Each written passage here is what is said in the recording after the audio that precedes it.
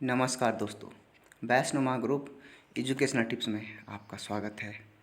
आज रविन्द्रनाथ टैगोर जयंती के उपलक्ष्य में हम उनके जीवन चरित्र और उनके द्वारा रची गई रचनाएं, उनके द्वारा उल्लेखनीय कार्य और उनको मिली सम्मान को सचित्र वर्णन करेंगे। सबसे पहले आपको रविन्द्रनाथ टैगोर जयंती की हार्दिक शुभकामनाएं। और दोस्तों, आजकल सबको मालूम ही है कि लॉकडाउन चल रहा है, देश में एक महामारी ट्रेजेडी चल रही है। तो प्लीज़ घर में रहिए, सेफ रहिए। ज़िंदगी रहेगी तो आप और भी कुछ कर सकते हैं, क्योंकि ये जीवन बहुत मूल्यवान है। और जनहित में अपना योगदान ज़रूर दें। हम अपने टॉपिक के साथ फिर से आपको तहे दिल से रविन्द्रनाथ टैगोर जयंती की हार्दिक शुभकामनाएं, क्योंकि ये एक बड़े महान व्यक्तित्व हैं और थे और रहेंगे। हम अपने टॉपिक के साथ सबसे पहले रविन्द्रनाथ जी के जीवन परिचय के बारे में।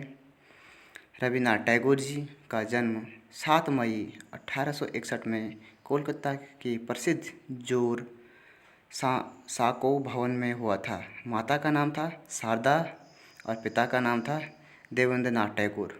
ये एक ब्राह्मण समाज के नेता थे और उनके सबसे छोटे पुत्र थे रविन्द्रनाथ टैगोर जी। उनका परिवार कोलकाता में एक प्रसिद्ध व समृद्ध परिवारों में से एक जाना जाता था। शिक्षा के संबंध में उनकी प्राइमरी शिक्षा तो उनकी नॉर्मली रही, जिससे वो विद्यालय शिक्षा में ज़्यादा ज्ञान नहीं प्राप्त कर पाए, नामात्र की शिक्षा मान सकते हैं हम। और उच्च शिक्षा के लिए वो उद्देश्य से वो 1878 में इंग्लैंड चली गई। वहाँ भी हुई कुछ ही दिन तक बटालाइन स्कूल में विद्यार्थी के रूप में रहे, अतः वह फिर से भारत लौट गई।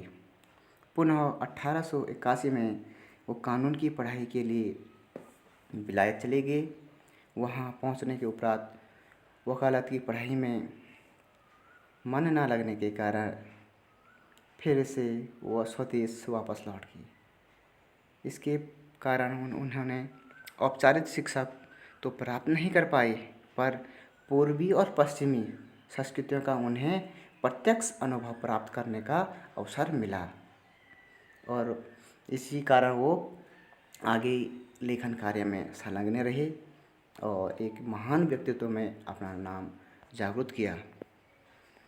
और एक सबसे बड़ी उपलब्धि के रूप में हम मान सकते हैं 1913 ईस्वी में गीतांजलि के लिए उन्हें साहित्य नोबेल पुरस्कार मिला, जो एशिया में प्रथम विजेता साहित्य में हैं। इन्हें सबसे पहले भारत में साहित्य सम्मान के रूप में 1913 के रूप में इनको दिया गया और मात्र 8 वर्ष की उम्र में पहली कविता और केवल 18 वर्ष की उम्र में पहली लघु कथा प्रकाशित कर बंगाल साहित्य में एक नवयुग की शुरुआत कर दी। अपना गौरव, अपनी संस्कृति, अपनी परंपरा को उजागर किया। आगे इनकी रचनाएं, इन्होंने बहुत से रचनाएं उपन्यास, संस्मरण, कविता और नाटक में लिखे, जैसे उपन्यास गोरा, घरे बायरी, चोखरी, बाली, नष्टनीड़, योगायोग, कहानी संग्रह, गलगुच्छ, ये इनके उपन्यास थे। और संस्मरण है इनके जीवन स्मृति, छेले बेला, रोज के पत्र, कविता गीतांजलि, सोनार तरी, भानु सिंह ठाकुरे, पदावली, मानसी, गीतिमाल्य, ओलाका, ये इनकी कविताएं हैं। और नाटक थे इनके रक्त करवी, विसर्जन, डाकघर, राजा वाल्मीकि, प्रतिभा और चालियतन, मुक्तधारा। आदि शामिल हैं। इनकी लेखन शैली बहुत अच्छी रही और इनके द्वारा सबसे अच्छी बात है जो हमारा राष्ट्रीय गान है, ये इन्हीं के द्वारा रचा गया है। रवीन्द्रनाथ टैगोर द्वारा 1911 में रचित जो राष्ट्रीय गान था, इसे भारत का राष्ट्रीय गान होने का गौरव प्राप्त हुआ। रचना में जो ये राष्ट्रीय गान लिखा है, इसमें कुल 5 पद हैं। राष्ट्रीय गान की गायन की अवधि 52 सेकंड है। किसी विशेष अवसरों पर संक्षिप्त रूप में भी इसे गाया जाता है, जिसमें इसकी अंतिम और प्रारंभिक लाइन ही बोली जाते हैं, जिसमें लगभग 20 सेकंड का समय लगता है। और ये जन गण मन हमारा राष्ट्रीय गान है। इसको सर्वप्रथम 27 दिसंबर 1921 में कोलकाता के अधिवेशन में सर्वप्रथम गाया गया था और संविधान सभा में जनगण मन या हमारा भारतीय राष्ट्रीय गान के रूप में 24 जनवरी 1950 को अपनाया गया था और ये पूरे देश में लागू हो गया था 24 जनवरी 1950 को। राष्ट्रीय गान भारत और बांग्लादेश का राष्ट्रीय गान के रूप में उपलब्धि है एक,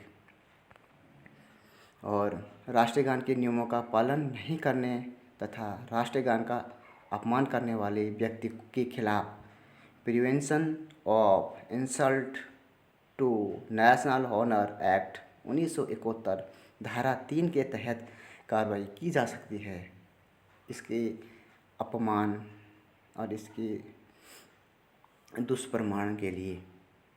इसलिए प्लीज़ आपसे भी रिक्वेस्ट है, हमारा राष्ट्रीय गान है, राष्ट्रीय गीत है, राष्ट्र सम्मान है, आप इसकी इज्जत करिए, इसको सम्मान दीजिए और जब भी राष्ट्रीय गान होते हैं तो खड़े होकर सर पक्का झुकाइए। इसमें हमारे संविधान में ये नहीं लिखा गया है कि आप राष्ट्रीय गान चल रहा है तो आप बोलिए, नहीं, आप कुछ सेकंड के लिए आप खड़े होकर मौन पक्का करें। और जन गण मन मूलतः बंगाली भाषा में लिखी गई थी, जिसमें संस्कृत शब्दों की अधिकता थी। संस्कृत शब्द को ज़्यादा उपयोग किया गया था, जिसे सुभाष चंद्र बोस ने इस गीत का अनुवाद हिंदी और उर्दू भाषा में करवाया, जिसे कैप्टन आबिद अली ने अनुवाद करवाया था। जो उस समय कैप्टन आबिद अली थे, उन्होंने इसका अनुवाद करवाया हिंदी में सुभाष चंद्र जी के कहने से। और रवीन्द्रनाथ टैगोर को ब्रिटिश सरकार द्वारा 3 जून 1915 में रवीन्द्रनाथ टैगोर को ब्रिटिश सरकार ने नाइटहुड यानी सर की उपाधि से नवाजा था उनके विशिष्ट कार्यों के लिए। लेकिन रवीन्द्रनाथ टैगोर ने एक हमारे 1919 में जलियांवाला बाग हत्याकांड, जो जलियांवाला बाग हत्याकांड हुआ था 13 अप्रैल 1919 को हमारे अमृतसर के पंजाब में, उसमें हमारे 400 लोग मारे गए भारत से। इसके विरोध में रवीन्द्रनाथ टैगोर ने सर की उपाधि त्याग दी थी और इसमें बहुत से नेताओं ने भाग लिया था।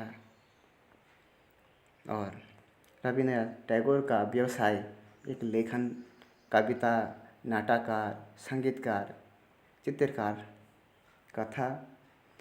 रवीन्द्रनाथ टैगोर बंगाली और अंग्रेजी भाषा में निपुण थे। वो तो और भी भाषा जानते थे, लेकिन इसमें पूर्ण तौर निपुण थे वो। रवीन्द्रनाथ टैगोर को गुरुदेव के नाम से भी जाना जाता था। गुरुदेव के नाम से रवीन्द्रनाथ टैगोर ने बंगाल साहित्य में एक नई दिशा दी। बंगाल की दिशा में, बंगाली भाषा में बंगाल को एक नई दिशा देने और नई प्रतिभा किस प्रकार जागृत की, ये इनके ऊपर इन्होंने किया। ये एक बड़े महान व्यक्तित्व के रूप में जाने जाते हैं, जो हमने आपको बता चुके हैं। और रवीन्द्रनाथ टैगोर को गुरुदेव की उपाधि महात्मा गांधी जी ने दी थी और महात्मा गांधी के साथ भी इनका बहुत अच्छा संबंध रहा।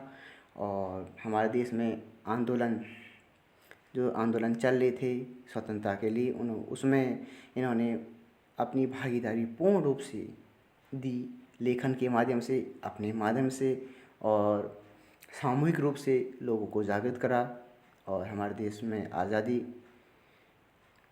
आज़ादी दिलाने में बहुत बड़ा योगदान दिया। और इन्हें साहित्य नोबेल पुरस्कार के रूप में सम्मानित प्रथम व्यक्ति हैं ये। और दुर्भाग्य की बात है कि 7 अगस्त 1941 में कोलकाता में इनकी मृत्यु हो गई। हमारी एक महान व्यक्तित्व को हमने खो दिया, जो एक देश के प्रति, समाज के प्रति बहुत जागरूक व्यक्ति थे। इन्हें सच से दिल से नमन करते हैं, पूरा देश इनको याद करता है और करना भी चाहिए हमें, क्योंकि इन्हीं के द्वारा बहुत से द्वारा रचित रचनाएं हैं, बहुत से अच्छे योगदान हैं, कार्य हैं, लेखन क्षेत्र में हो, इनके द्वारा हमें सीखना चाहिए। नवयुवक को कुछ आगे बढ़ने की स्मृति करनी चाहिए, आगे बढ़कर कुछ इनकी तरह कुछ उत्कृष्ट कार्य करें जो कि आपका नाम आए। और इनकी एक शब्दावली थी, हमारे अंतर में यदि प्रेम न जागृत हो तो विश्व हमारे लिए कारागार ही है। बहुत अच्छी लाइन है इनकी। हमारे अंतर में यदि प्रेम का जागृत हो तो विश्व हमारे लिए कारागार ही है। बहुत अच्छी लाइन। इन्हें सत नमन करता हूँ और तहे दिल से आभार करता हूँ। हमारा पूरा देश इसे इनको नमन करता है। और हमारे द्वारा आपको कैसी पोस्टें लगी आप हमें कमेंट में दें। प्लीज़ लाइक करें, शेयर करें, सब्सक्राइब करें, और सबसे अच्छी बात है आप इसे शेयर ज़रूर करें, क्योंकि हमारे जो स्टूडेंट हैं, हमारे बहुत से गरीब लोग हैं, गरीब से स्टूडेंट हैं जो दुर्गम पहाड़ी एरिया में रहते हैं। अच्छा शिक्षा ना होने के कारण वो नहीं पढ़ पाते हैं। तो प्लीज़ मेरा आपसे बहुत अनुरोध है कि आप ज़रूर इसे शेयर ज़रूर कर दें, क्योंकि हमारे जो ऐसे भाई हैं जो पहाड़ी एरिया में, दुर्गम एरिया में हैं, गरीब हैं, नहीं पढ़ पाते हैं, तो उनका सहयोग इसके द्वारा हो सकता है और एक थोड़ा सा अपनी जीवन को थोड़ा उजागर और सक्सेस कर सकते हैं, ताकि अपने माँ बाप की गरीबी और इस तरह के सारे प्रॉब्लम दूर कर सकें। प्लीज़। जय हिंद, जय भारत, जय माता दी।